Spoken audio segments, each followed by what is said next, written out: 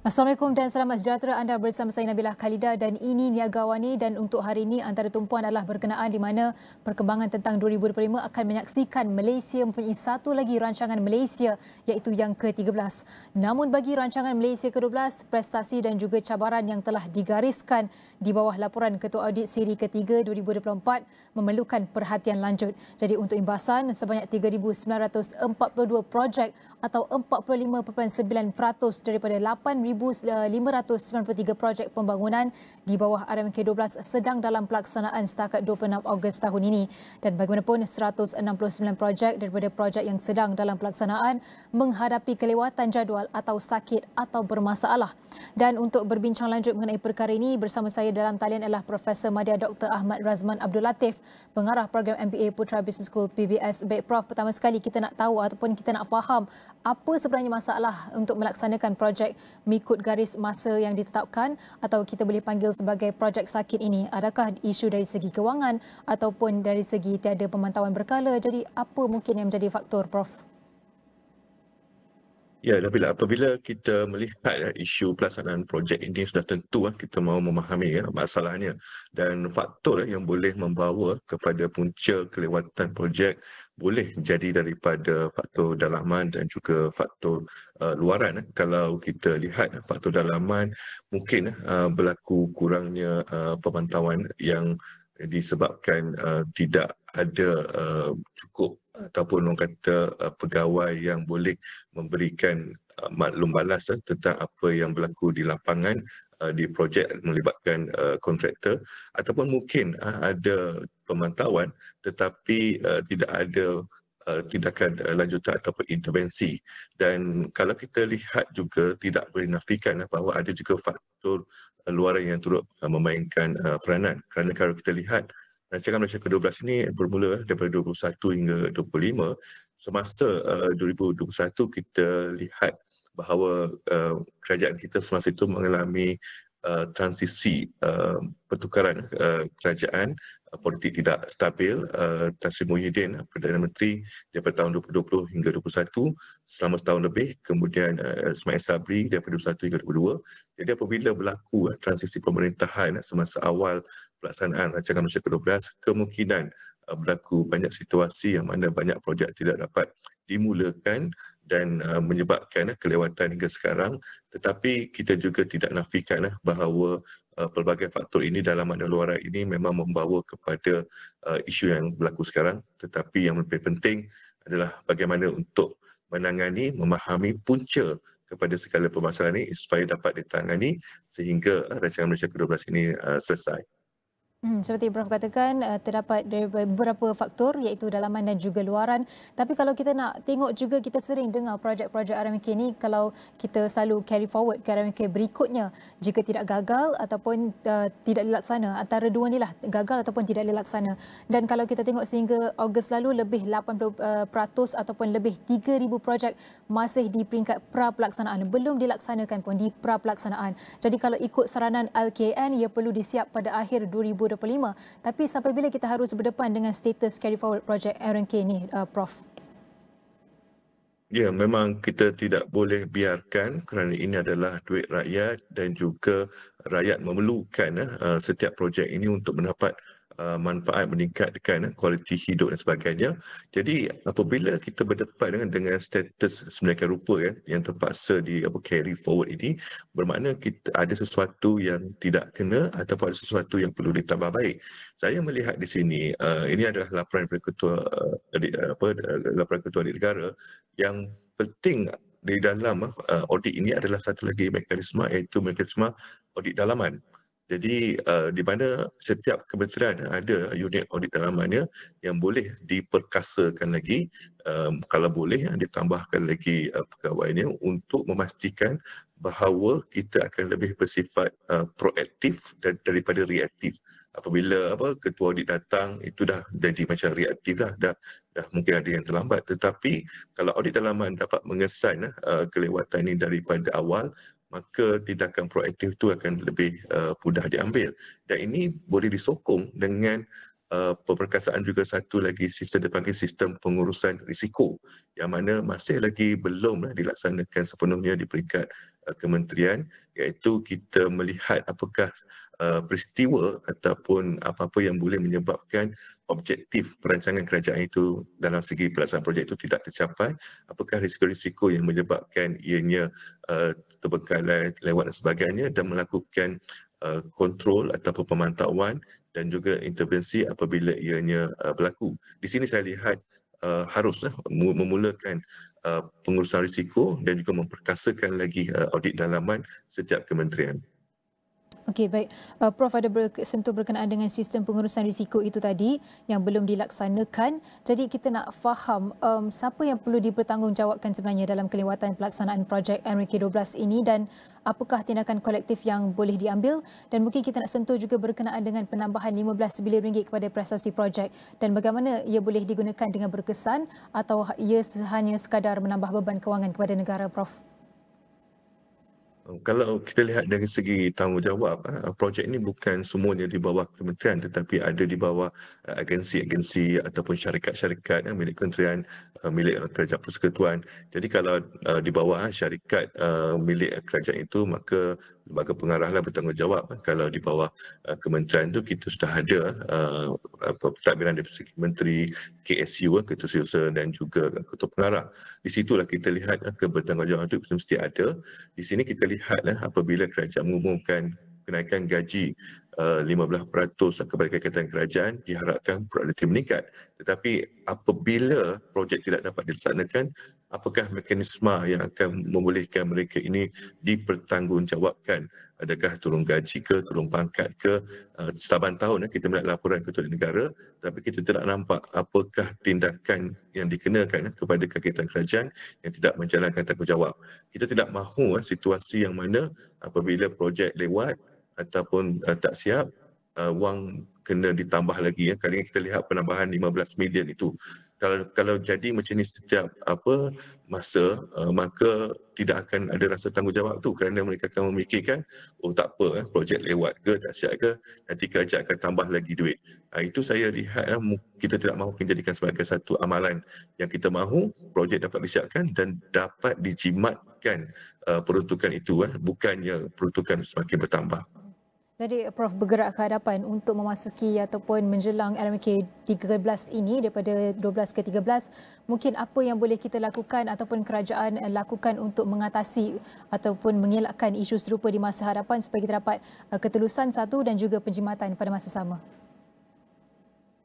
Ya, mungkin kalau kita lihat nampak macam kita masih lihat di takut yang lama, itu kita lihat dari segi proses dan kita lihat dari segi output, iaitu berapa banyak projek dapat disiapkan. Tetapi saya harap selain memastikan projek itu siap, dalam RK 13 penekanan harus diberi kepada impak dan juga outcome, iaitu hasil daripada projek itu bagaimana rakyat mendapat manfaatnya, apakah dia panggil economic multiplier lah, nilai tambahan yang diperoleh apabila projek itu siap.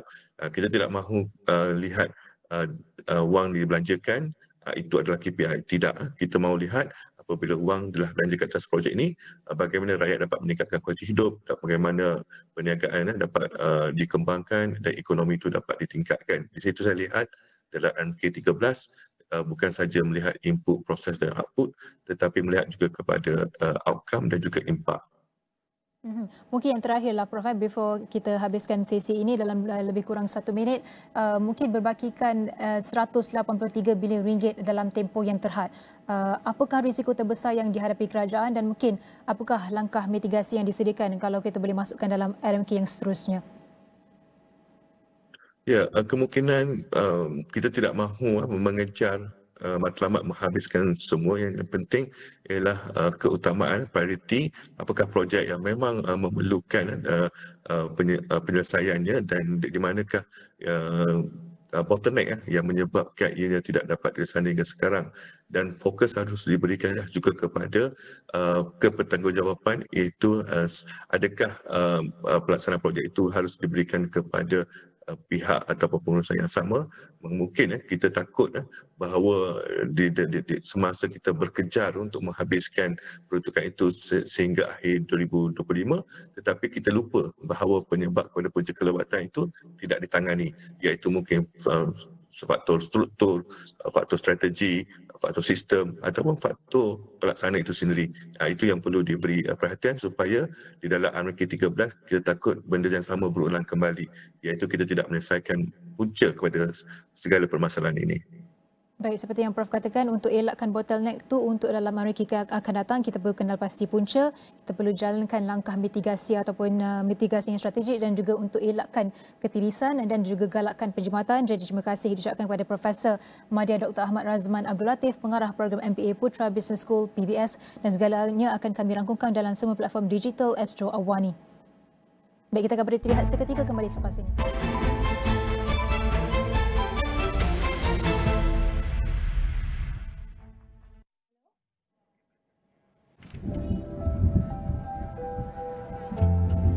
Bila kerja sendiri, semua kena buat sendiri.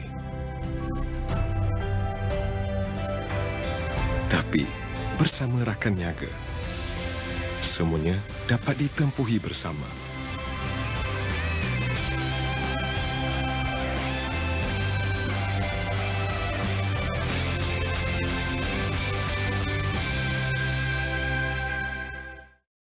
Apa signifikan dengan pengumuman ataupun berita yang keluar dari media China ini berkaitan dengan hasrat Malaysia untuk menyertai gabungan BRICS? Kita mau dapat lebih banyak umpamanya pelaburan daripada negara China. Kalau melihat kepada Akta Kanak-Kanak 2001, adakah kita terlalu lambat untuk melihat proses untuk meminda akta sedia ada? Kita perlu ada penyelarasan. Kita tak mahu bekerja secara silo. Era baharu bola sepak Asia telah tiba. AFC Champions League Elite. What a strike from CR7! Di mana Wira terunggul mengubah definisi permainan. What a fascinating game! Dan menjulang bola sepak Asia ke kemuncaknya. AFC Champions League Elite. Secara langsung di Astro. University Malaya UM is expected to offer a cardiothoracic specialist training course this October. There will be no U-turn on the implementation of the Vehicle Entry Permit VEP for all foreign vehicles entering Malaysia from Singapore. Diesel sales at petrol stations have decreased by 30% within the first week of the fuel subsidy rationalisation on June 10th.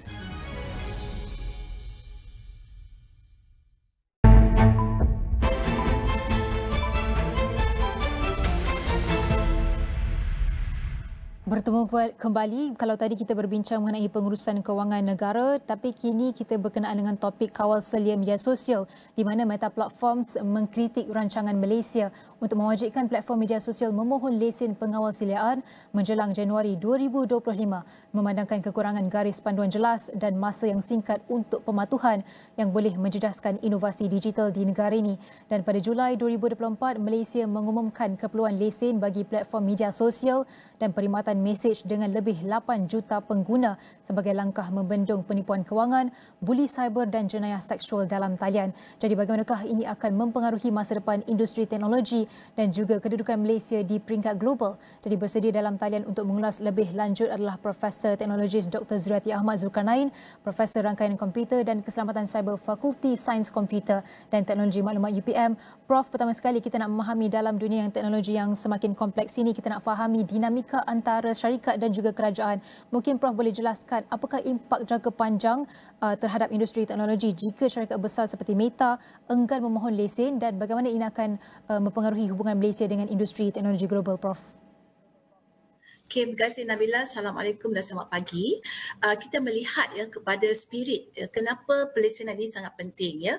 Kita melihat kepada agenda di mana kerajaan mengambil kira tentang pertama dari sudut pengawalan kandungan berbahaya dan maklumat palsu. Jadi penguatkuasaan lesen ini akan memastikan bahawa penyedia platform asing ini akan lebih berhati-hati dalam mengawal kandungan yang mereka benarkan ya.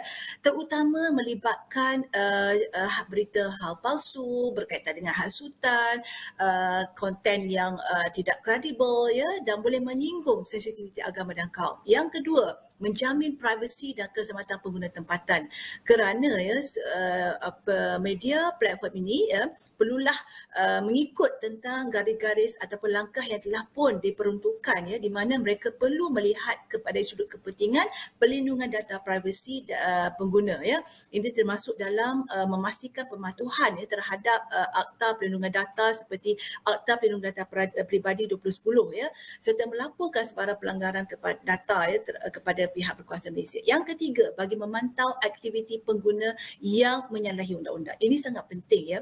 Melalui penguatkuasaan dan pelaksanaan tersebut, membolehkan kerajaan meminta platform sosial tersebut melaporkan aktiviti yang disyaki melanggar undang-undang seperti penipuan ya, ugutan dan juga kegiatan yang berkaitan jenayah cyber. Jadi pada saya ini sangat penting dari sudut aspirasi bagi menjaga kepentingan rakyat Malaysia. Dalam masa yang sama, syarikat penyedia platform ini mereka perlu melihat dalam mereka membenarkan ya kandungan-kandungan di-upload ya, dipaparkan, dalam masa yang sama mereka perlu menghormati tentang keterbatasan tertentu dalam melindungi dari segi data privasi dan juga keselamatan pengguna yang melibatkan negara kita, rakyat Malaysia. Prof, kawal sedia ini dijangka akan berkuat kuasa atau dimulakan pada tahun hadapan Januari 2025. Jadi bagaimana untuk kita pastikan kerajaan merancang untuk mengekalkan hubungan baik dengan syarikat teknologi seperti Meta sambil memastikan pematuhan kepada undang-undang tempatan yang akan dilaksanakan ini? Okey, pada saya ini boleh dilakukan secara berfasa ya, di mana kerajaan boleh mengaturkan beberapa strategi ya.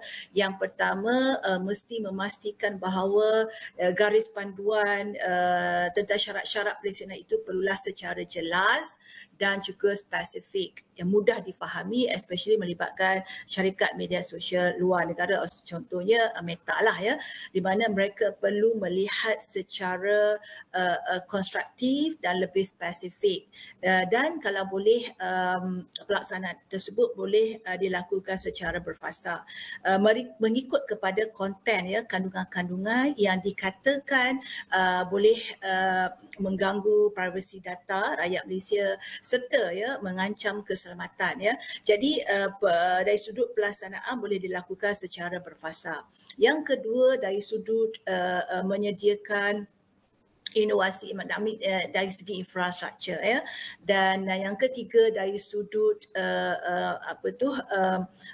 perbincangan lebih berfasa yang lebih konstruktif supaya kedua-dua pihak, maksudnya di pihak kita sudah jelas tentang apa yang peranan yang mereka harus lakukan berdasarkan kepada langkah-langkah tertentu yang harus mereka ikut ya. Dalam masa yang sama kena memastikan bahawa pihak penyedia platform ini jelas, maksudnya pandangan mereka turut diambil kira. Jadi komunikasi dan juga perbincangan yang jelas perlu dilakukan antara kita, kerajaan dan juga syarikat-syarikat teknologi tersebut. Jadi kita nak faham juga berkenaan kesannya terhadap inovasi digital. Adakah dari segi pelaksanaan pengawasliaan ini akan memberi kesan kepada Malaysia untuk memacu pertumbuhan ekonomi digital, atau adakah ia akan menghalang inovasi, atau mungkin dari segi hak kebebasan bersuara pengguna juga? Jadi bagaimana pihak kerajaan merancang untuk memastikan peraturan ini tidak menghambat syarikat teknologi dan juga syarikat permulaan tempatan yang meningkat naik pada ketika ini? Okey, pada saya kita sekarang ini berada di dunia digital ya, kesemua aktiviti berlaku secara digital. Jadi pada saya dengan adanya syarat pelaksanaan ini akan memudahkan lagi pihak kerajaan dan juga pihak penyedia platform untuk memahami bagaimanakah kaedah yang sewajarnya yang harus mereka turut patuh, di mana dalam masa yang sama bila mereka ikut, jadi masyarakat akan happy. Jadi secara tak langsung akan memacukan lagi pertumbuhan ekonomi digital ya. Bila mana keseluruhan masyarakat trust, percaya bahawa media sosial yang digunakan itu selamat ya, boleh melindungi data pengguna, data privasi pengguna, dan sebarang bentuk data yang tidak sahih yang menimbulkan fitnah dan sebagainya telah pun ditapis ya. Pada saya kebebasan bersuara dalam erti kata yang sebenar, di mana walaupun kita membenarkan masyarakat untuk terus melakukan aktiviti secara online dari sudut perniagaan dan sebagainya, dalam masa yang sama hak mereka masih lagi terjaga, ya, di mana akan ada satu saluran, ya, perlu ada satu saluran tertentu di mana mereka boleh mengeluarkan suara mereka ataupun ketidakpuasan hati mereka lah. Ini dalam konteks jaminan bahawa kita sebuah negara yang mengamalkan sistem demokrasi, di mana konten-konten yang memang sah, ya, yang kredibel, yang valid dibenarkan. Namun bila dari sudut ancaman kita dah trigger konten yang tertentu yang sensitif, yang menimbulkan ketidakharmonian, seharusnya tidak boleh di-upkan. Jadi dalam masa yang sama ini telah pun terjaga dari sudut inovasi, ya, bila mana keseluruhan media sosial ini, ya, mereka mematuhi keseluruhan syarat itu, dalam masa yang sama mereka akan terpanggil untuk lebih inovatif dan kreatif. Apakah kaedah sebenar yang boleh dilakukan supaya keseluruhan syarat-syarat tersebut mereka boleh patuhi. Prof, yang terakhir berbakinkan dalam 1 minit, mungkin kita nak fahamkan juga bagaimana peraturan ini, adakah ia setanding dengan peraturan di negara-negara lain dan juga sejauh mana ia menyeimbangkan antara keselamatan dan inovasi pada masa yang sama, dan mungkin apakah pelajaran yang boleh kita ambil dari negara-negara lain dalam pelaksanaan peraturan media sosial yang berkesan tanpa menyekat pembangunan digital pada waktu yang sama. Okey, kita lihat, ya, banyak negara-negara yang telah pun menggalakkan syarikat media sosial untuk mematuhi syarat-syarat tertentu ataupun berdasarkan pelaksanaan tertentu, ya, contohnya yang berlaku di negara Europe, ya, di mana dari sudut privasi data itu dijaga, ya, di mana syarikat media sosial, pelayan media sosial seharusnya mengikut, ya, di mana data privasi pengguna harus tidak boleh didedahkan kepada mana-mana pihak, ya. Dalam masa yang sama, begitu juga kita boleh lihat contoh model di negara Singapura dan juga Australia, ya, di mana mesti berlaku pelaporan, ya, terhadap sebarang bentuk ancaman. So pihak media sosial akan memberi pelaporan kepada kerajaan, ya. Jadi begitu juga dengan negara-negara seperti India, ya, Russia dan juga New Zealand. Maksudnya di sini sangat jelas dan spesifik dari sudut konten yang boleh melanggar keselamatan cyber itu tidak harus di-upkan, dan dalam masa yang sama privasi data rakyat negara tersebut terjaga. Jadi model tersebut bolehlah kita replicate dan digunakan di negara kita agar privasi data rakyat Malaysia terjaga. Dalam masa yang sama kita boleh berkomunikasi secara harmoni, secara lebih terbuka melalui platform media sosial.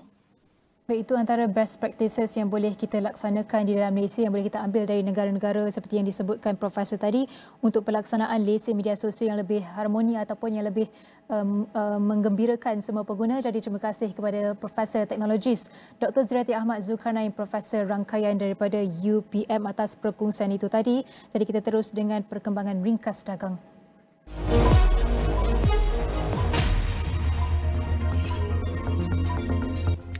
Heli Group Berhad memperoleh kontrak bernilai RM65 juta bagi pembinaan dan penyiapan projek perumahan di Tebrau, Johor yang terdiri daripada 206 unit rumah teres 2 tingkat dan 1 pencawang kuasa.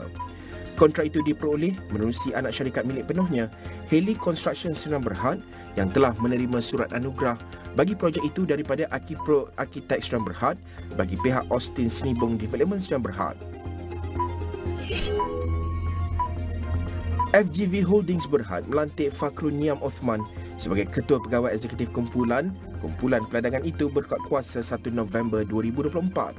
Fakhrul Niam, 57 tahun, kini merupakan pengarah bahagian kumpulan bahagian logistik dan sokongan FGV, jawatan yang disandangnya sejak 1 Januari 2023 dan mempunyai pengalaman luas dengan kumpulan FGV sejak menyertai akaunten dengan Felda Holdings Berhad FHB pada tahun 2000.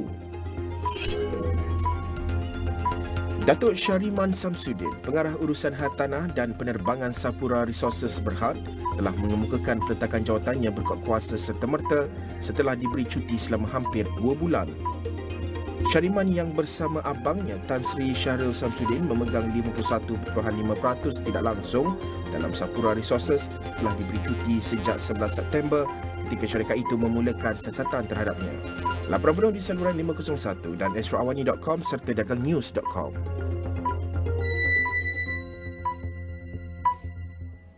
Baik, untuk waktu ini kita nak meneliti beberapa data ekonomi terutama berkait indeks harga pengeluar atau PPI serta bagaimana faktor luaran mempengaruhi perkembangan ekonomi semasa. Jadi sudah bersedia dalam talian untuk mengulas lanjut Abdul Muiz Murhalim, pakar ekonomi MIDF Research. Mungkin pertama sekali melihat kepada data PPI yang dikeluarkan awal minggu ini, ianya mencatatkan penurunan negatif 2.1% pada bulan September 2024 iaitu deflasi pertama bagi PPI dalam tempoh 8 bulan. Jadi Muiz, adakah ini bermakna situasi ekonomi tidak memberangsang kerana tekanan harga pengeluar menunjukkan penurunan atau mungkin ada faktor lain yang mempengaruhi perkara ini?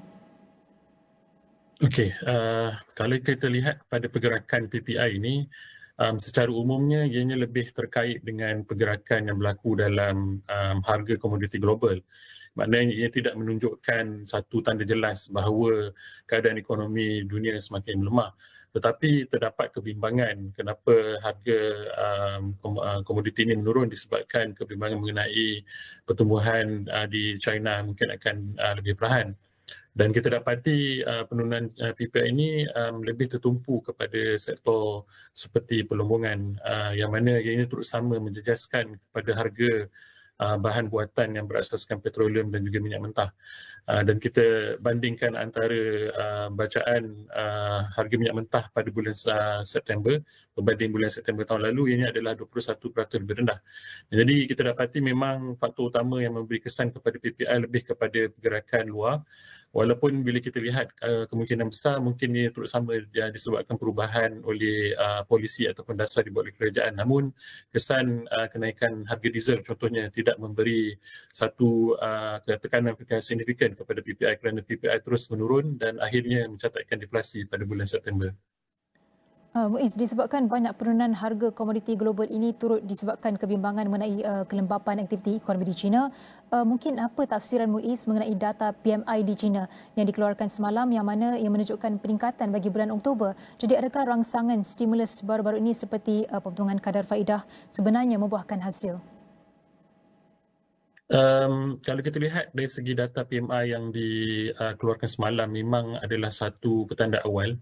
Kita dapati mungkin momentum pertumbuhan ekonomi akan lebih baik kerana bila kita lihat dari segi bacaan PMI bagi sektor perkilangan contohnya ianya meningkat kepada paras 50.1 berbanding 49.8 pada bulan sebelumnya. Ini menandakan aktiviti pengeluaran contohnya menunjukkan peningkatan 2 bulan berturut-turut selain daripada terdapat tanda-tanda kestabilan dari segi permintaan. Dan bagi saya ini adalah satu tanda awal. Cuma kita perlu untuk memberikan perhatian yang lebih sama ada momentum ini akan berterusan, khususnya dari segi permintaan dalaman ataupun domestik. Kerana tumpuan yang lebih saya berikan ialah kepada kemampuan untuk peningkatan perdagangan runcit yang menjadi satu kayu ukur utama bagi keadaan ekonomi di China kerana pertumbuhan ekonomi selepas pandemik COVID-19 ini lebih banyak disokong oleh aktiviti domestik dan saya kira selain daripada data PMI saya berharap sekiranya perbelanjaan yang lebih baik dapat dicatat pada bulan September, Oktober dan juga November. Ini menunjukkan momentum insya-Allah akan bertambah lebih baik. Itu berkenaan ekonomi ataupun situasi di China. Tapi bagaimana pula dengan keadaan di Amerika Syarikat? Adakah keadaan ekonominya kekal mampan dan juga kuat walaupun kadar faedah masih dikira tinggi walaupun Fed dijangka akan terus menurunkan lagi kadar faedah pada mesyuarat FOMC minggu hadapan dan data pertumbuhan KDNK Amerika Syarikat pun yang dikeluarkan 2 hari lepas juga menunjukkan pertumbuhan yang masih sihat iaitu pada kadar 2.8% pada suku ketiga tahun ini 2024. Jadi kalau kita nak baca bagaimana Muiz boleh kongsikan data ekonomi yang masih baik ini memberi kesan kepada keputusan Fed sebenarnya? Okey, kalau kita banding China tadi kita terdapat kebimbangan tentang momentum ekonomi yang lebih perlahan. Namun di Amerika Syarikat keadaan ekonominya adalah lebih baik. Malah bila kita lihat dari segi data-data yang dikeluarkan baru-baru ini menunjukkan sedikit kejutan yang positif kerana Contohnya pertumbuhan KDNK yang seperti dinyatakan tadi mencatatkan peningkatan sebanyak 2.8% berbanding suku sebelumnya. Walaupun ini adalah sedikit lebih perlahan berbanding 3% yang dicatat pada suku kedua, namun kita dapati peningkatan perbelanjaan khususnya ke atas barangan pembuatan menunjukkan peningkatan yang mana ini menyokong kepada jumlah ataupun pertumbuhan peningkatan perbelanjaan sebanyak 3.7%, iaitu pada kadar yang paling cepat sejak daripada suku pertama 2023. Selain daripada itu, kita dapati kebergantungan kepada sokongan kepada bagi golongan penganggur juga menunjukkan penurunan. Yang ini menunjukkan keadaan pasaran buruh di Amerika Syarikat masih terus kekal sihat. Namun begitu bila kita lihat dari segi tekanan inflasi yang terus perlahan, ini adalah menjadi asas kenapa Fed dijangka akan terus memotong kadar faedahnya. Cuma melihat kepada kekuatan ekonomi dan keadaan pasaran buruh yang masih terus sihat, dari segi jumlah potongannya adalah mungkin tidak terlalu agresif seperti yang diumumkan sebelum ini. Dengan jangkaan Fed dijangka hanya akan memotong Fed Funds Rate ini sekitar 25 mata asas pada mesyuarat minggu hadapan. Muiz, kita nak sentuh juga berkenaan dengan ringgit. Kalau kita lihat, ringgit juga telah melemah ke sekitar RM4.35 hingga RM4.38 per dolar disebabkan perubahan jangkaan di pasaran mengenai arah tuju dan juga kadar pemotongan Fed Funds Rate yang baru dibuat oleh Fed. Jadi adakah boleh kita jangkakan ataupun boleh bersedia ringgit akan terus melemah bergerak ke hadapan? Muiz. Kalau kita lihat kelemahan yang berlaku ini adalah berkait rapat dengan data yang lebih baik seperti yang saya nyatakan tadi. Kerana sebelum ini, para pemerhati di pasaran berpendapat kemungkinan Fed akan melakukan potongan kadar faedahnya dengan agresif. Namun pendapat ini disemak semula kerana kita lihat aliran masuk dana wang asing kembali semula keluar daripada negara kerana ini menjadi punca kenapa ringgit melemah dalam tempoh 1 bulan ini. Seperti yang saya katakan tadi, kerana kekuatan ekonomi yang kita lihat masih ditunjukkan oleh Amerika Syarikat menyebabkan pendapat untuk potongan kadar faedah ini tidak perlu dilakukan dengan agresif. Cuma dari segi jangkaan kita, perbandingan antara kadar faedah di Amerika Syarikat dan juga Malaysia, kita menjangkakan pemotongan kadar faedah yang akan dibuat oleh Fed masih akan memberi satu sokongan kepada ringgit untuk terus mengukuh. Cuma buat masa ini, seperti apa yang saya nyatakan tadi, adalah satu jangkaan pada peringkat jangka pendek yang ini mungkin akan memberikan kelemahan tekanan yang lemah kepada ringgit buat masa ini. Tapi dah memasuki bulan November, mungkin kita nak sentuh sikit berkenaan dengan pilihan raya Presiden Amerika Syarikat lah. Jadi bagaimana pula jangkaan keputusan pilihan raya Presiden Amerika Syarikat akan sebenarnya memberi kesan kepada sentimen di pasaran dan juga pergerakan nilai ringgit, dan mungkin siapakah yang bakal memenangi pilihan raya ini dan apa jangkaan Muiz mengenai kesannya kepada ekonomi negara? Okey, sebelum ini kita dapati ada kemungkinan besar Kamala Harris mungkin akan memenangi pilihan raya. Namun pendapat terkini kita lihat mungkin ada kemungkinan Donald Trump akan dipilih semula untuk menjadi Presiden Amerika Syarikat. Apa yang kita baca dari segi jangkaan ini lebih kepada kemungkinan besar tarif import yang akan dinaikkan oleh Donald Trump mungkin akan mewujudkan satu lagi situasi trade war 2.0. Dalam sudut ini kita mungkin lebih sedikit bimbang kalau sekiranya tekanan tersebut akan menyebabkan kelembapan perdagangan global. Namun bila kita lihat dari segi pengalaman yang lepas, Malaysia sebenarnya berada pada kedudukan yang baik untuk terus mendapat kesan positif kerana kita dapati reeksport ataupun aliran ekspor melalui Malaysia itu meningkat. Selain itu kita menjangkakan kesan daripada trade war ini mungkin lebih perlahan kerana syarikat-syarikat asing juga telah membuat perubahan operasi dengan strategi China Plus One. Strategi China Plus One ini kita menjangka mungkin kesannya tidak akan begitu besar. Cuma kalau kita lihat dari segi kebergantungan kepada ekspor Amerika Syarikat adalah satu faktor penting kerana antara punca utama kepada pemulihan ekspor E&E yang telah dicatat dalam 9 bulan pada tahun ini masih tertumpu kepada permintaan yang dibuat oleh Amerika Syarikat. Oleh sebab itu, segala perubahan dari segi polisi berkait perdagangan yang bakal dibuat oleh pentadbiran baru adalah menjadi perkara pokok yang perlu diberi perhatian. Baik, pilihan raya Presiden Amerika Syarikat akan dijadualkan dilangsungkan pada November 5, 2024. Jadi sama-sama kita nantikan dan juga saksikan, dan juga kita nantikan juga kesannya kepada negara kita. Jadi terima kasih diucapkan kepada Abdul Muiz Murhalim, pakar ekonomi MIDF Research, dan kita akan teruskan dengan perkembangan ringkas dagang.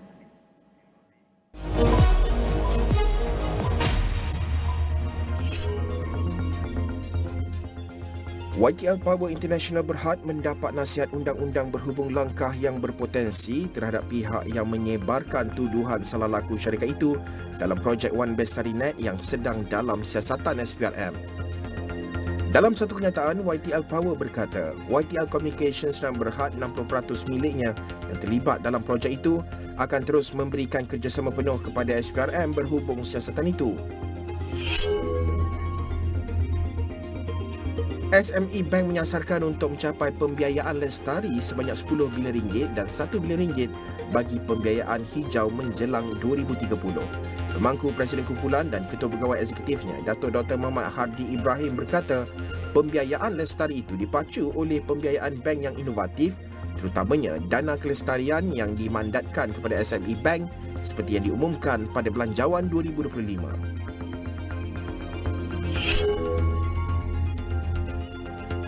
Ringgit diunjur mengalami penurunan bulanan terburuknya dalam tempoh 9 tahun apabila pelabur mengecilkan semula aset berisiko di tengah-tengah kebimbangan pilihan raya Amerika Syarikat.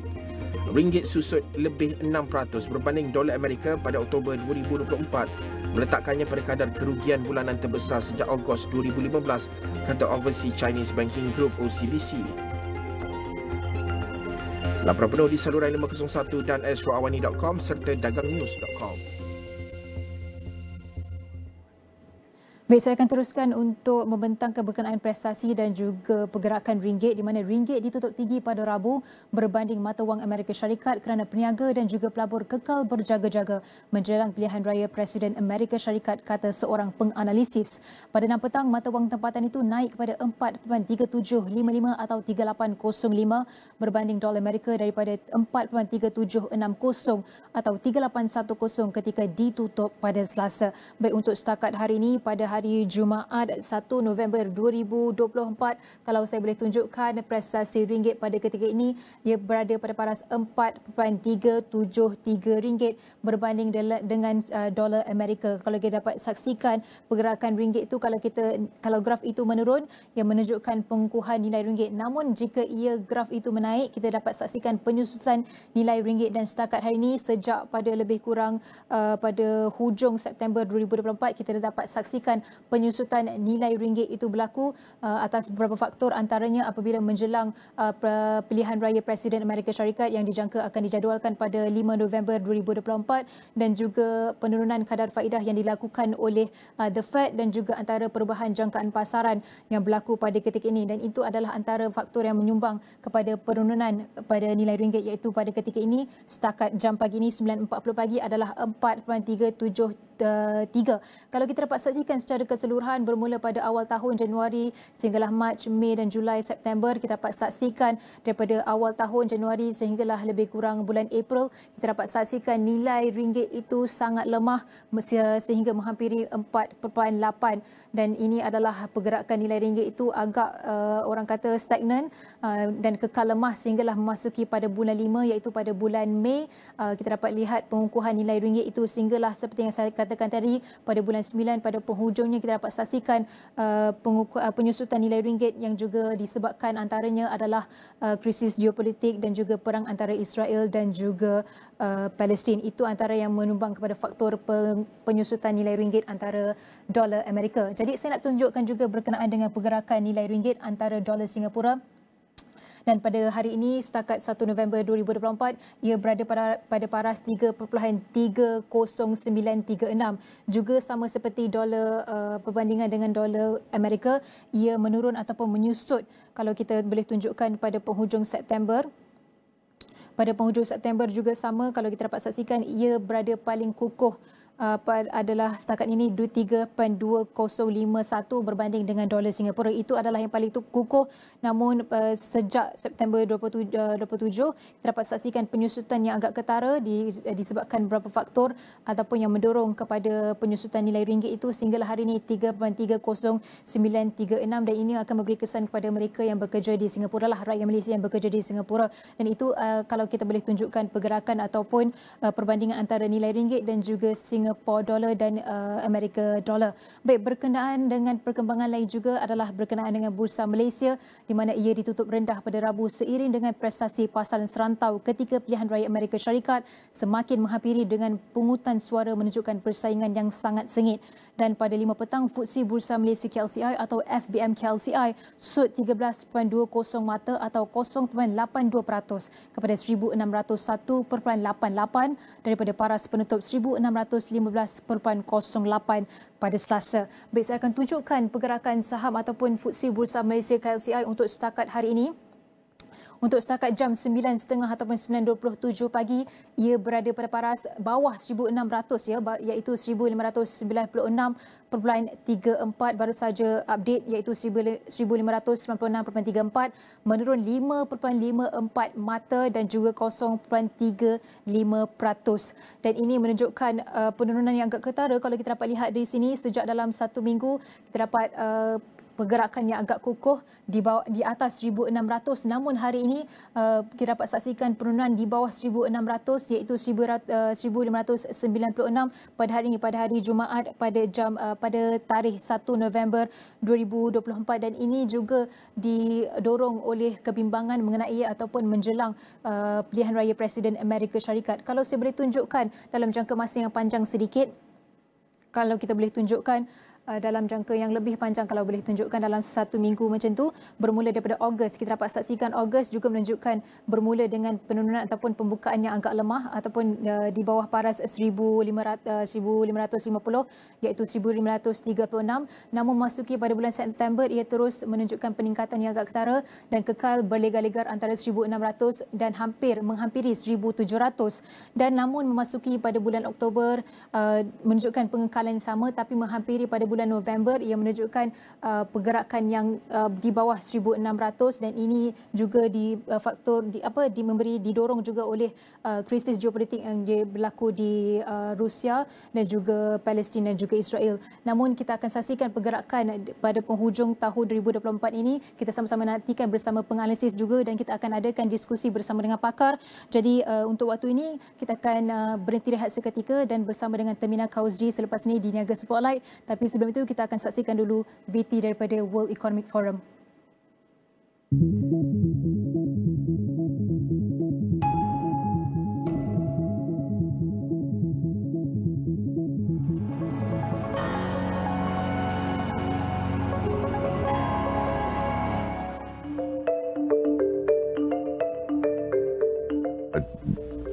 Try and get all young people to be activists, whether my family or not. You know, it's up to them. It's their future. I tell them that. You know, we've all got to be part of this action, this positive action.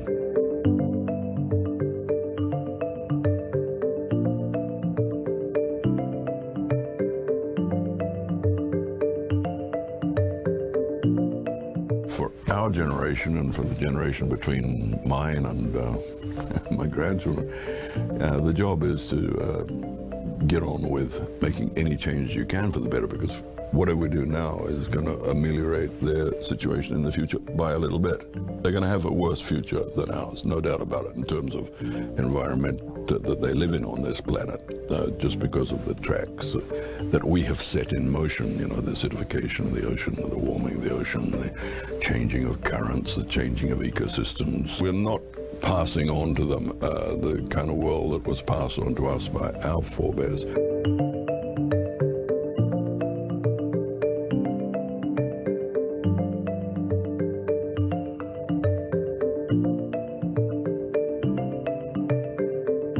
The positive tipping point has already happened, which is the human brain. You know, we've come to realize the error of our ways.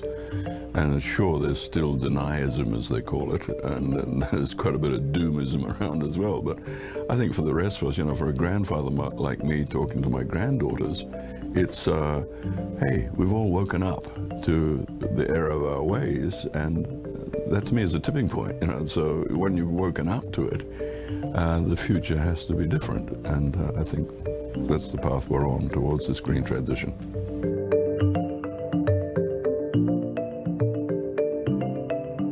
I don't think it's a question of the choice between pessimism and optimism. I don't really accept it because I'm neither.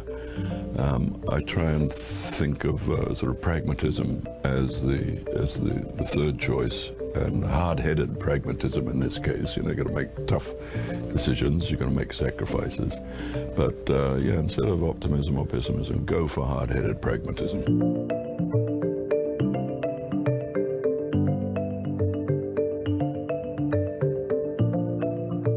It's quite scary the way things are speeding up. We're talking about, of course, melting of the cryosphere, in particular ice on land.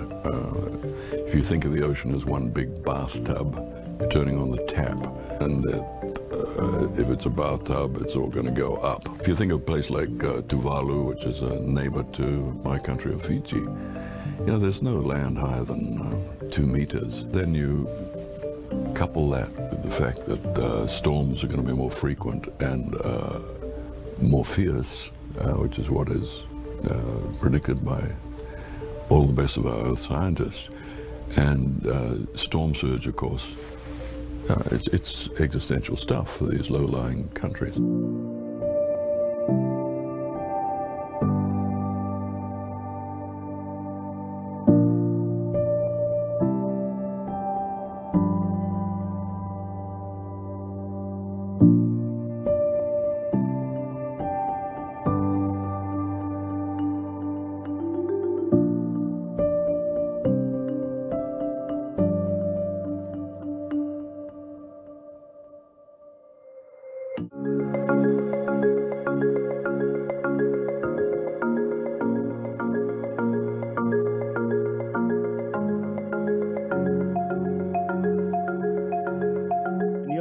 Working as a scientist, you're always building hypotheses, and you're testing the hypothesis with data, and you're validating it, and then you're rebuilding your hypothesis. So the ability to bring that thinking to business enterprises, I think, is fascinating, because when you get to business enterprises, decision making is a combination of experience, intuition, and data. And building the thesis, building the hypothesis, tweaking it, iterating it, creating an iterative approach, and the ability to start to see what is coming on the way and assimilating that to make impact for your business, I think is what I love.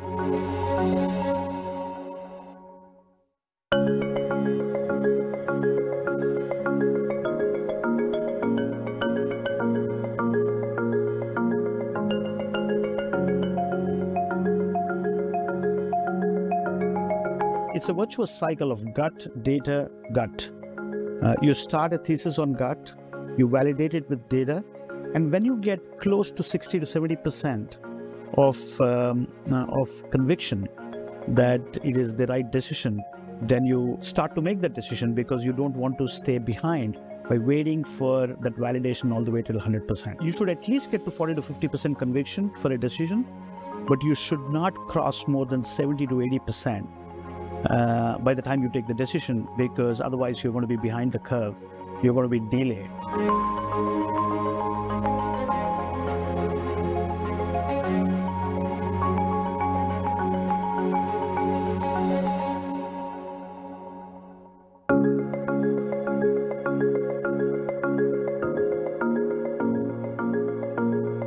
I'm a believer to surround myself with people who are not like me. I'm a believer to surround myself with people who I can work with, but I should be able to work with them even if I disagree with them. So I have a lot of things around me which are very heterogeneous. Growth lies in heterogeneity. I believe vulnerability is a strength, it's not a weakness.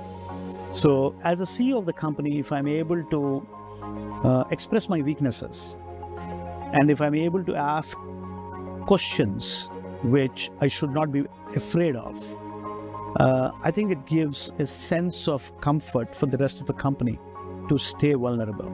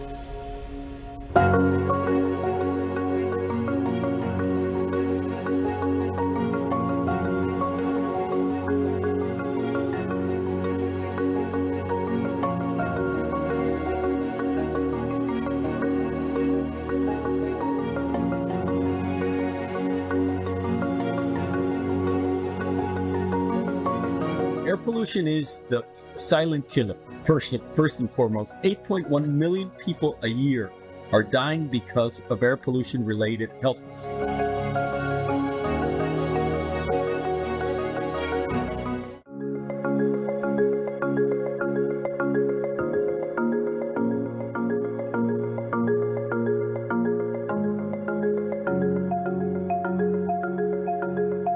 Parents, when I give talks to the general public, it's not so much, are they going to take my job? It's, what are my kids going to do? What should I teach them? What courses should they take? And in the near term, there will be demand for AI engineers and robot engineers, but in the long term, it's got to be interpersonal skills, right? It's going to be a very different kind of economy when the production of the basic wherewithal of life is turned over to machines. And so think about what that means in terms of almost everyone being self-employed, the kinds of education you need to be good at interpersonal roles, and how we succeed in delivering high value in those roles. Soft skills are going to matter a lot. If we think about generative AI specifically, about content creation, about doing more creative work, more collaborative work, more digital work, work that is more boundless in terms of geographies, then cultural awareness is going to matter. Sensitivity to humans is going to matter.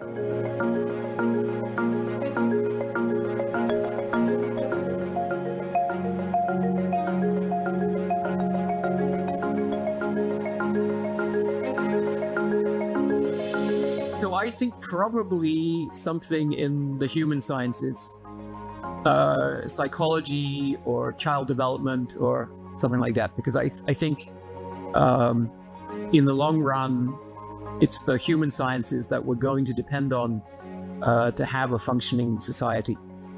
I would like also to say the humanities, because a huge part of what it means to be a human and to have a rich life depends on art and literature and that type of learning. I think it's very very easy to get caught up in the hype cycle of AI, but the reality is we have to have an epistemic humility about this. We don't know exactly where it's going. And as a result, I think job creation will focus really on those people that are able to adapt and change and pivot and can keep up in the age of AI with the pace that it's going at, and have that humility, as I mentioned, to know that we simply don't know where some of this might go and to be ready for where it brings us. I tend to disagree a bit about there is ambiguity of where AI is going to take us. At least in my line of work, it's extremely clear where we're going to be in 10 years from now. If AI delivers on its promise, it's going to come in a way where there is going to be a big eradication of a certain layer of employment and a certain layer of work that people are just going to be very inefficient about in doing. And AI is going to be just so much more efficient at doing this that there will be no reason for human in the loop to exist anymore. Too many CEOs, when I talk to them, or policymakers, the first place they go is AI should automate this job, or AI is going to automate that. And it's true that sometimes AI can automate instead of augment, but usually the bigger opportunities are for augmenting, for using AI to make the job better and to increase what people can do. Sometimes there are things that we can largely replace what's happening, but I think the big wins are in keeping humans in the loop and using AI to add to creativity, to add to quality, allow people to do their jobs better. And that's where people should be focusing more of their attention. If we want to get away from this idea that we're just going to put humans out of jobs and that's how we're going to make money, right, is to look at exactly the things, the unmet needs, right? If you look at met needs, where humans are already fulfilling that need, then typically that need is saturated. And so if you want to be on the upside, you've got to look for those unmet needs. And individual tutoring of children is one of those unmet needs because it's incredibly expensive for humans to do it. We can't possibly have a tutor for every child. Right? It just doesn't work. But other things like, cleaning up graffiti, like inspecting cargo containers, we just can't afford to have people do that. But we could afford to have people do that if they had a team of robots to expand their productivity in the role.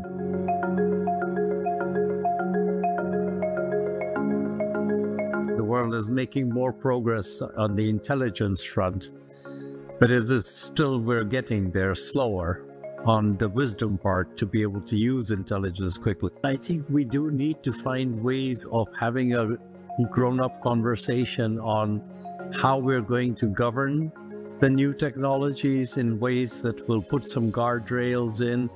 How are we going to make sure that there's access to these technologies? But we just need to learn from a lot of history in terms of the risks of letting intelligence run ahead of wisdom. What you're asking workers to do is trust that the skills that are being created, the tasks that are being replaced, and the new tasks that are coming to the fore will make them have a better standard of living. Why should they trust that? And what happens if they don't trust? Then they reject the technology. When you roll out that technology as a company, as an NGO, as a university, you know what you'll get? An eye roll in return. I'm not doing that. I'm going to block that technology. I'm going to prevent that technology coming to my state. I'm going to rally against that technology because I fear it. And so we have to give workers something to trust. And I think that starts with this interpersonal level in communication. How you roll out that in technology is going to be important.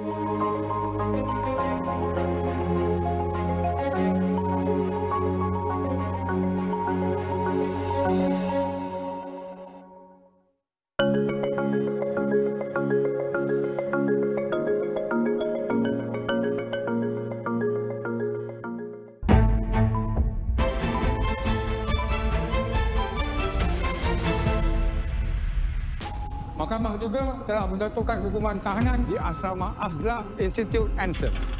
Tempat apa ni? Oh, hello.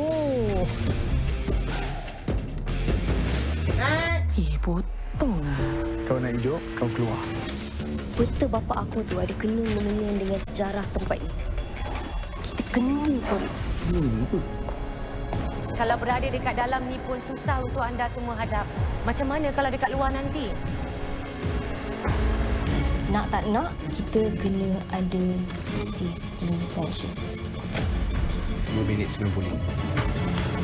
Ini semua perangkap. Cepat masuk. Sana! Sana! Stream 4 episod pertama on demand. Projek Exit mulai 1 November.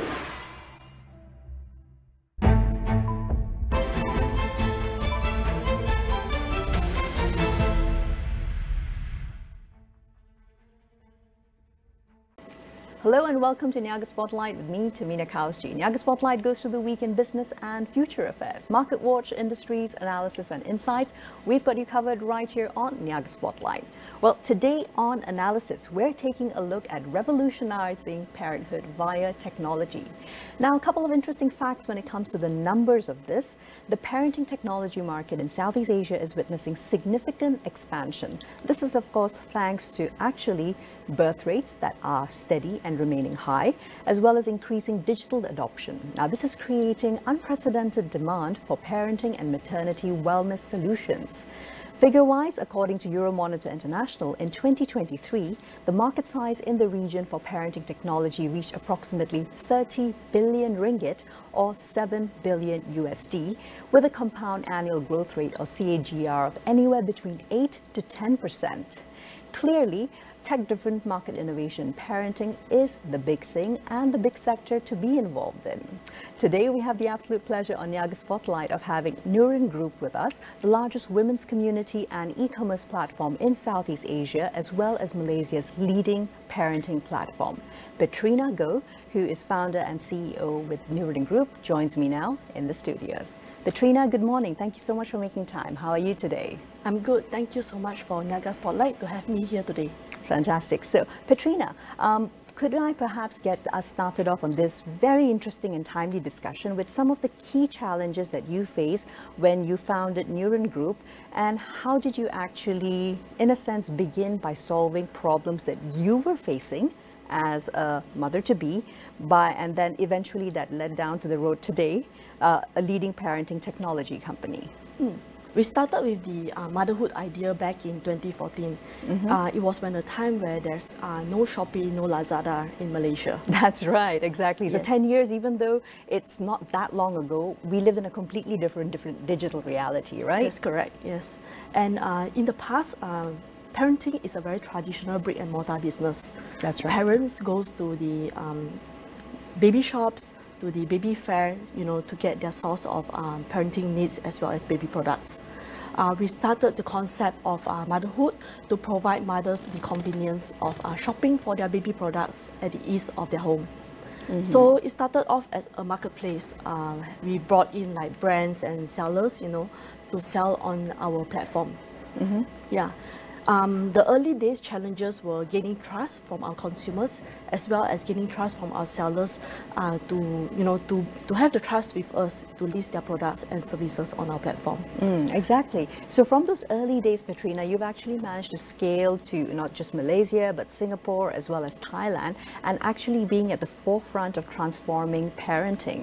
Now, at the same, also interestingly enough, you did naturally face certain challenges, which all digital-first platforms faced during the pandemic. Tell us about some of the learning experiences there and what led to any pivoting or how you moved from there about 3 to 4 years back. Yeah. So just like every digital platform, there are a lot of noise, a lot of content available. And why do parents choose us as the source of information, when planning or deciding for their parenting needs? One of the advantage or benefits that we provide to parents, we work mainly with experts as well as hospitals to provide them trusted and reliable source of information before they make a decision on what they need to buy for their parenting needs. Exactly. So it's kind of like having everything at your fingertips, but it is also expert advice. So tell me about Neuron Group's mission and how that happens to also quite organically then align with the business strategy which form the core values of the company. Okay. Our core vision is to create a reliable and supportive community of female and mothers, providing them with the resources and needs and also reliable information to help them navigate the very stressful parenting journey today. We are also very supportive. We understand that modern mothers has different needs, and they would rely on tools and AIs, to help their parenting journey to be less stressful. Relying on the certain tools that we provide them to help them navigate through this journey. Understood. Now, let's talk about the fact that compared to when Neuron Group first started out, the parenting technology space, though, has transformed radically since 2014 to 2024. So what do you feel are some of the competitive edges that Neuron Group has in comparison to the others out there? And how do you actually hope to continue maintaining this competitive edge? There's a lot of misconception about the parenting digital platform in the market. Right. A lot of consumers or even investors thought that the parenting tech or parenting digital is just about content. However, at Motherhood or at Neuron, we are actually integrating not only just content, but commerce, AI, as well as technology into our platforms. Parents or mothers, they can actually navigate through not only just reading contents, they can also shop for their parenting needs, as well as consult a AI chatbot when they have challenges or they need certain challenges or issues solved, whether it's the health of the baby or the health of the family. So it does seem that the consumer interface of that side of the business is actually highly important. But as you said, it is also a network and a community that helps to foster people, including especially mothers, to be able to put forth their talents. Tell us a little bit about innovative business models and how users can also eventually perhaps scale up, if that's their interest, to become the ones running smaller businesses on the platform. Yeah, so on Motherhood, besides offering our brands, big brands or international brands, the opportunity to sell or to list their products and to sell to our community, we do work with a lot of the homemakers as well as small businesses, and we help them to provide like free exposures to our community of mothers. Mothers today, modern mothers today, they are always looking for something that is close to their heart. They want the brand to understand them. So we are very happy to always onboard like smaller businesses, especially businesses or products that are created by mothers themselves, because they know mothers well. Absolutely. What I'm thinking about is actually on the back end. What kind of, for example, verification and authentication processes does Neuron practice to ensure that, yes, certainly you want to encourage the entrepreneurial spirit amongst mothers and especially homemakers who may see the digital avenue as perhaps one strong option to make an income, but at the same time you want to ensure the safety and health of everybody who's using the platform and comes across all these new products and businesses. Yeah, so aside from the standard SOPs whereby we need to verify that they have a registered business, registered companies, as well as certain credibility, certain certifications provided, for their products. We do also launch, we call it the Motherhood Choice Award, whereby we have our consumer, our readers, to vote for the favorite products. So what they do is we go through a system of voting and nomination. Brands or community can nominate and vote for the brands that they want. And ultimately, the top 100 that are listed as the top 100 Motherhood Choice brands will be successfully listed on the platform and gain certain advantage exposure on our app and also our web. Right, so it's actually, in a sense, it's fostering that sense of healthy competition throughout the year, right? That's right, yes. Nice. Of course, aside from that, we also establish a committee of panels that consists of not only just the industry experts but also healthcare practitioners to give their views on the credential as well as how trusted a certain product is. Absolutely. And given the fact that modern day parents, particularly mothers, they are likely able to get so many things done and settled all the way from the beginning or even before the birth cycle. So this also involves resources for pregnancy, right? Tell us a little bit about that sector of the user market for Neuron Group. So in terms of pregnancy, I would say pregnancy mothers consist, our community of mothers, I would say 30% of them consist of pregnant mothers, especially the new mothers. Because new mothers, they are at the most sensitive stage of life, and they are new and they need lots of resources and support during this period. So first-time mothers. First-time mothers. Understood. Yeah. So at Neuron Group, we created a program. We call it a Parent Craft workshop. We collaborate with about 60 over hospitals in Malaysia, and we run it on a monthly basis and weekly basis, monthly offline, weekly online.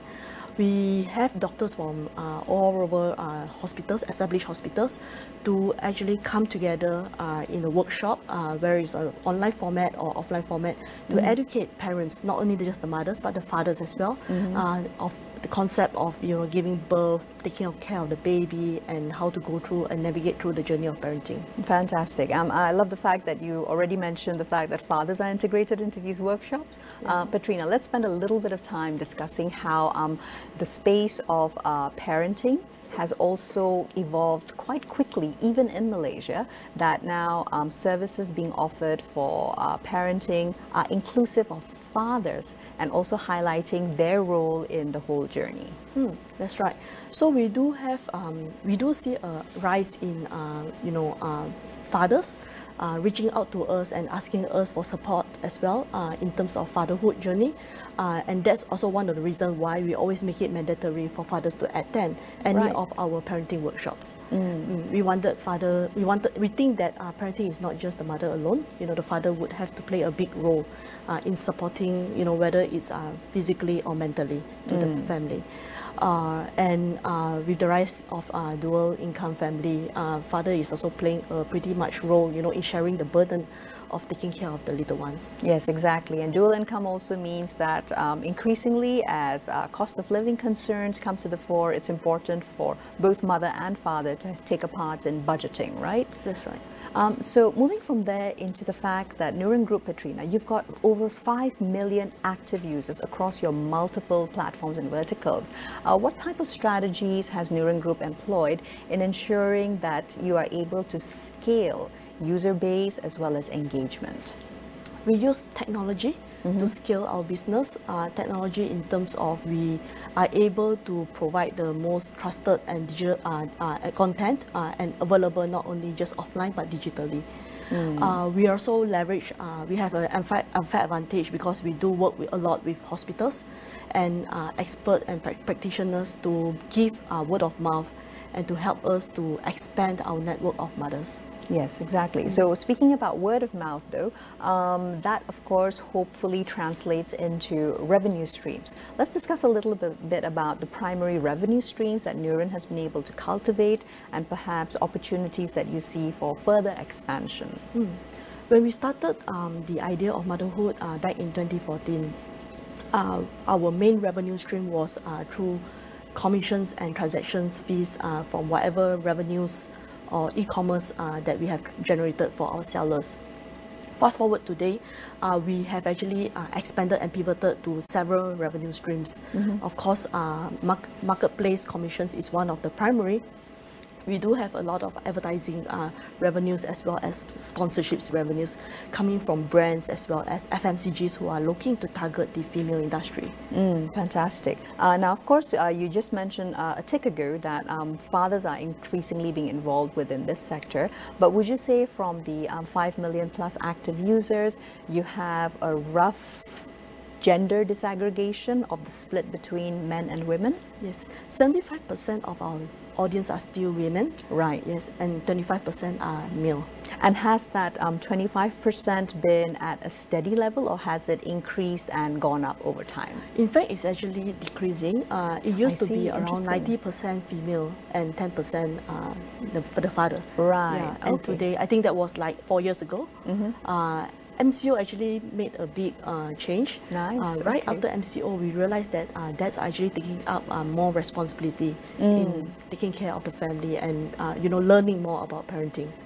So that's actually a really positive movement, because numbers-wise, we understand that 30% is what it takes to make any kind of transformative change, not just in an industry, but in a specific sector. So 25% is really, really good.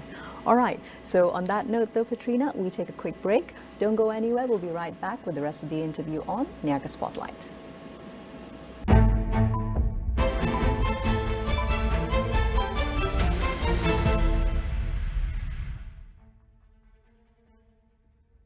Satu dekad penuh gemilang, sepak takraw kini kembali penuh dengan aksi mendebarkan. Dapatkan tiket anda sekarang. Pelanggan Astro juga boleh memenangi tiket di aplikasi My Astro. Jangan lepas peluang keemasan ini.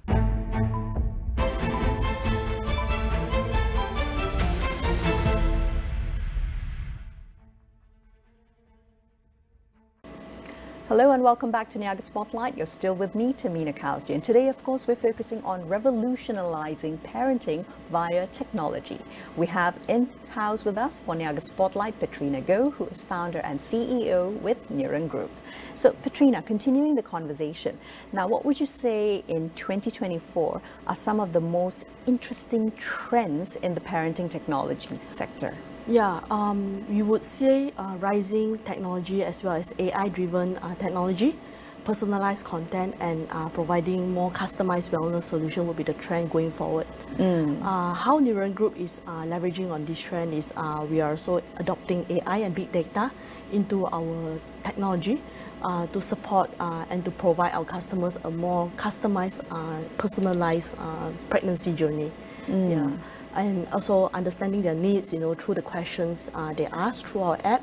That's where we get the big data, and therefore, allowing us to actually customize the entire journey to be a bit more personalized for our users. Yes, so on the back end of it, there's a lot of machine learning involved to be able to track the kind of trends and the kind of usual questions that people are asking, right? Have you also found a need for, when it comes to the parenting platforms that you're running, are parents also increasingly turning to technology to assist with early childhood learning? Yes. I would say there's a rise in kids, having like autism as well as ADHD. We do see there's a lot of resources, available online on the digital. On Motherhood, on Niaga Group, we are also enabling the assessments for mothers to do a very simple, quick assessment of their kid, as well as tracking tools to allow them to actually track the kids' development. Whether it's physically or cognitive, or even like the growth. So basically, AI-powered developmental apps that help to sort of pace themselves to each child's unique learning pace. That's right? What's the kind of feedback been from parents? Is it increasingly something that parents are familiar and they're already looking for it, or are you still seeing word-of-mouth trends where early adopters within the community then help to pass on the word? It's still very much word of mouth at the moment. I mean, like, of course, with a lot more influencers sharing about, like autism is kind of like taboo in the past. Parents are not willing to acknowledge, that their kids are having like learning difficulties.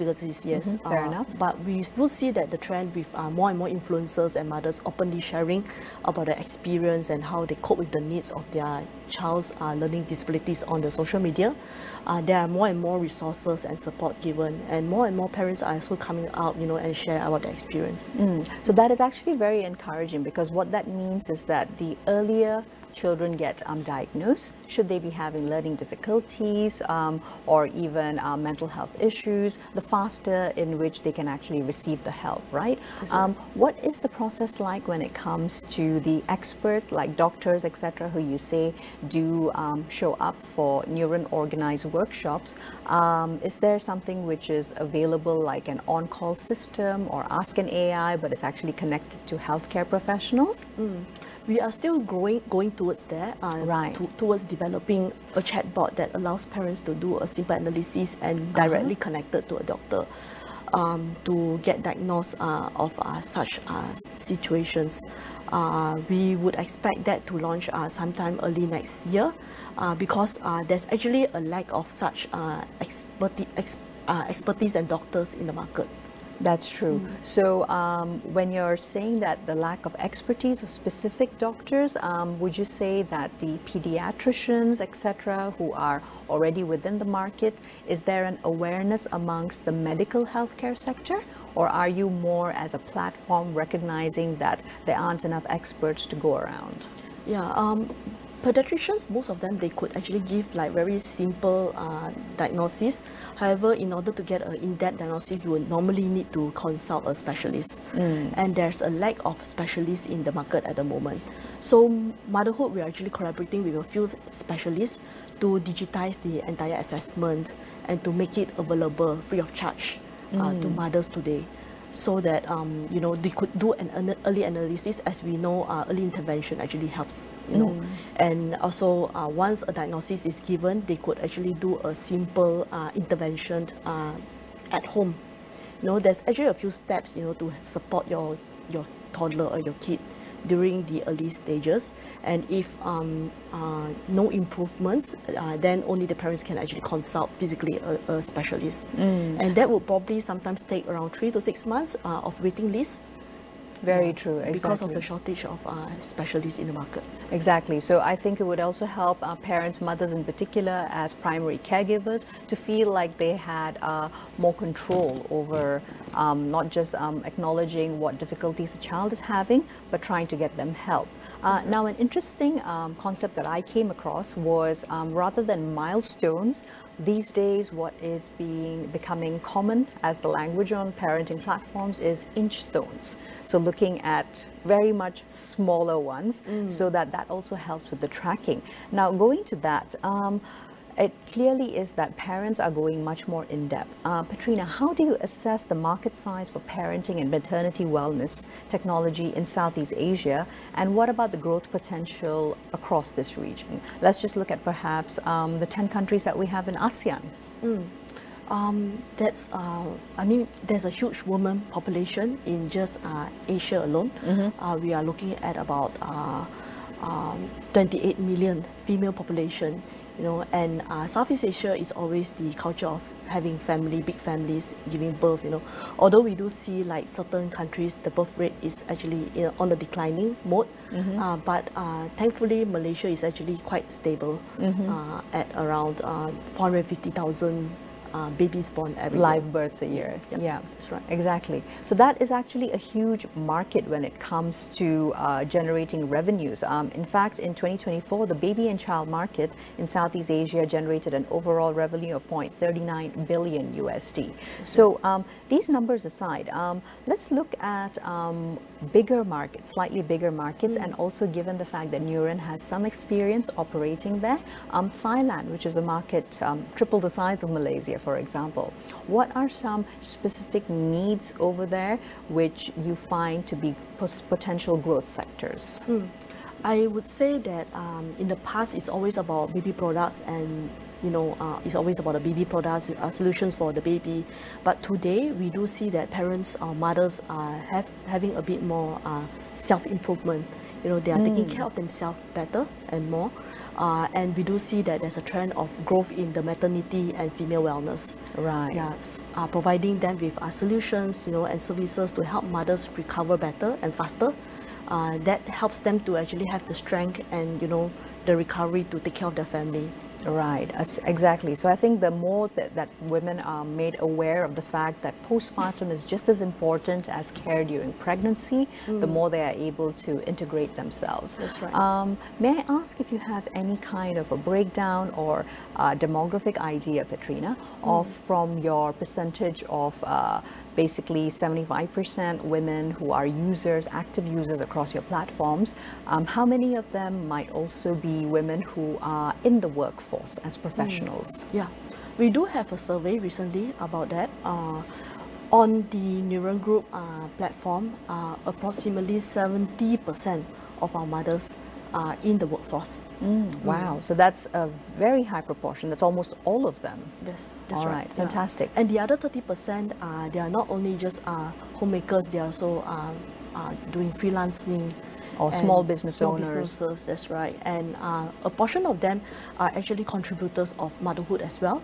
Understood. We do work with like the freelance or the home mothers, you know, to create content, as well as, you know, to take up like some jobs that they can work remotely, such as customer service, and managing our e-commerce platform. Fantastic. So it's not just a place for community, but also a place to perhaps grow the potential of your home business. That's right. Petrina, thanks so much for the insights and so far. I'd love to spend a little bit of time before we close talking to us about Neuron Group's IPO on the NSX, which was a significant milestone on the National Stock Exchange of Australia. Tell us a little bit more about that. Yeah, we just had the IPO sometime last month. Sorry, that's in August. And the whole purpose or the objective of the IPO, it allows us to have the funds not only just for the expansion, but also to help us to grow, not only organically at the moment, but also through investment and merger and acquisitions. Fantastic. So with the IPO, we're actually looking at a few investments opportunity in Australia, into the wellness, maternity wellness and female wellness industry. We are also looking at a few M&As back here in Malaysia, as well as providing our customers a more personalized as well as AI-driven platform. Fantastic. So congratulations, of course, on raising a total of 700,000 Australian dollars and also being oversubscribed by close to 100,000 Aussie. It bores well for the future of not just the bilateral working business relationship, but also the fact that Malaysian enterprises really can take it to that next level. So what's next for Neuron Group, Petrina, for the next 3 to 5 years, moving towards, 2030? Yeah, we are still very focused to, as a tech company, to continue to develop our tech solution and to continue to improve our user experience and to identify and to continue to learn with our parents, to help them solve their pregnancy and family needs through the entire motherhood journey. Absolutely. And what would be your message out there for women founders, and especially those who want to be a part of the tech industry or are already in the tech industry with a specific focus on parenting technology? Yeah, I would say that with the community groups today, it's very important for founders to be part of a technology company groups. Don't be too worried to seek for help from one another, and be passionate with what you do. Fantastic. Petrina, thank you so much for this insightful conversation. We wish you all the best with Neuron Group going forward. Thank you. Thanks very much for joining us. That's all we have time for on Niaga Spotlight for today. Please join us next week for more business analysis and insights. Here's to a productive week ahead. I'm Tehmina Kaoosji, signing off for now.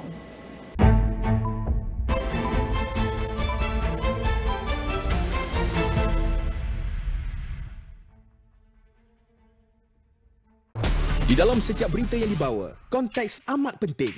Kami sentiasa membawakan yang tergempar dan terkini.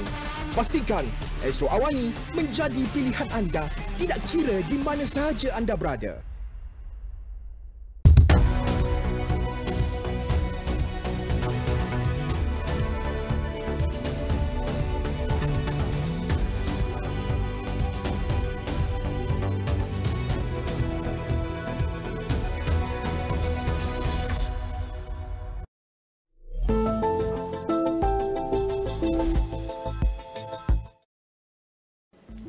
Assalamualaikum dan salam sejahtera. Saya Nazrikaha. Ini Agenda Awani. Kerajaan menyasarkan untuk mengumpul sebanyak 10,000 rujukan genom menerusi projek My Genome dalam menghasilkan rujukan yang tepat terhadap genetik tempatan sekaligus meningkatkan penyampaian kesihatan dalam negara. Projek ini dipelopori oleh pihak MOSTI iaitu Kementerian Sains, Teknologi dan Inovasi bersama Kementerian Kesihatan Malaysia.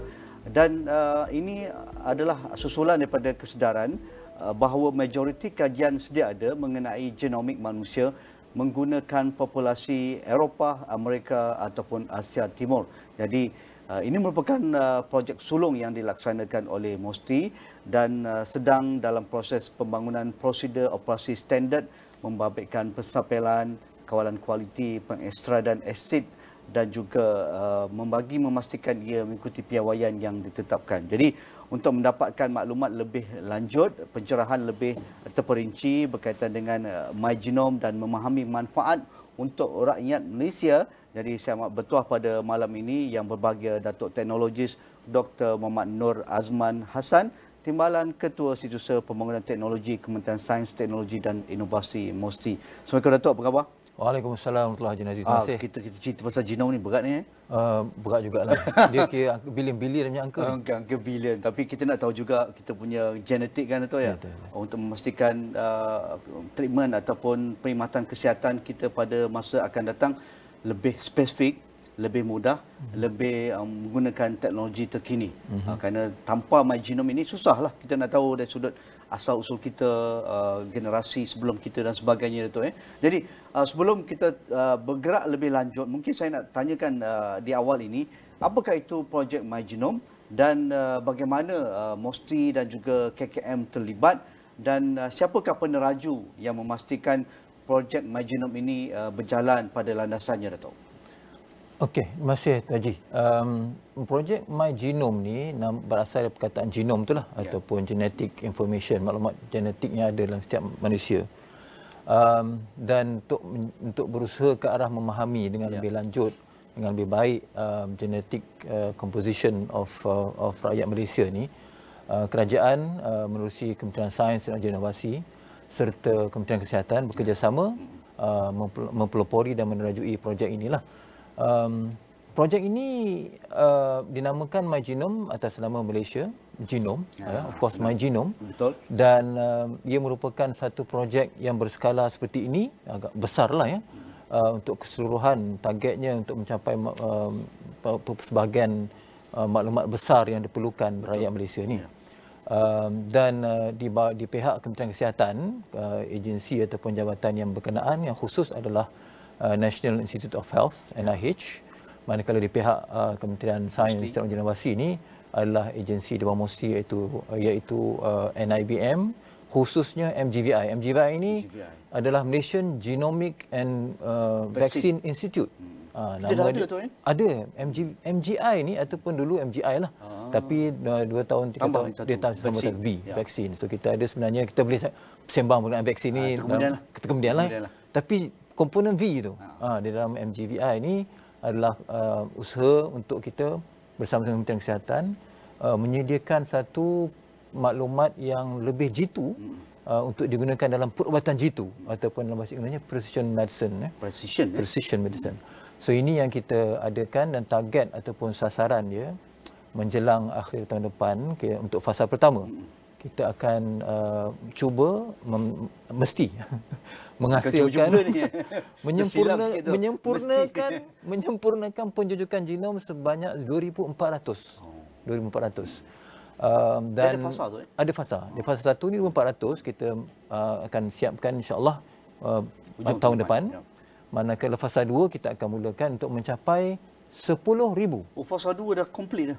InsyaAllah 10,000 tu dalam tempoh 3 tahun selepas itulah. Maknanya 2027-2028 itu sasaran kita. Menarik. Kalau kita nak tahu lebih lanjut Datuk, kerana nampak macam begitu saintifik nama pun My Genome, tetapi pastinya ia ada objektif yang ingin dicapai. Mengapa ia dilaksanakan, Datuk? Okey, seperti yang sebutkan tadi, saya bagi hint dari asal tadi kan, untuk memastikan kita memerlukan maklumat yang tepat untuk perubatan yang tepat atau jitu. sebab setiap tahun kerajaan menyediakan peruntukan yang besar untuk kesihatan kita lah, untuk manfaat dan juga kemaslahatan umum kan. Lagi-lagi penyakit yang tidak lagi-lagi berjangkit, penyakit yang tidak berjangkit yang betul. Contoh macam ialah kencing manis, kanser dan sebagainya. Dan mungkin rare diseases juga, penyakit yang kita jarang dengar ni, jarang-jarang dengar ada. Jadi kita kerajaan menyediakan usaha ini sebagai satu bentuk projek memahami, iaitu dengan hasrat untuk R&D jugalah. Di samping menyediakan peluang untuk mengurangkan esoknya nanti akan datang kos kerajaan. Itu yang penting.